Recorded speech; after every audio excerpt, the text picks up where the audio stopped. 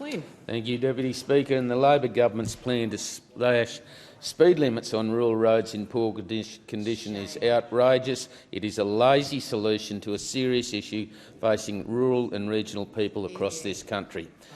Labor Minister Catherine King is proposing reducing speed limits on dirt, gravel or sealed roads in need of repair in response to a worsening national road toll.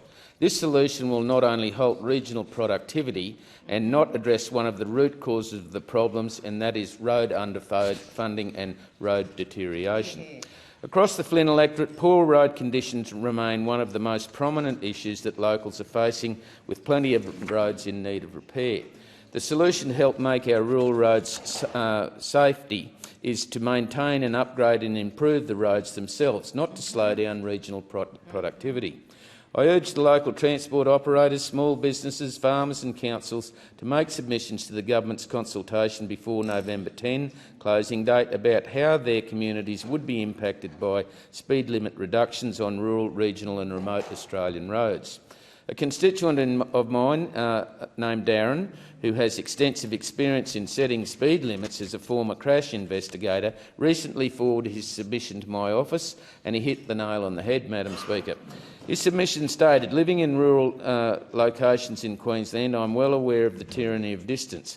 Most people advocating for lower limits live in urban areas and have no real appreciation of the amount of time rural people spend on roads accessing basic services, so any reduction in speed limits will have a major impact on their lives."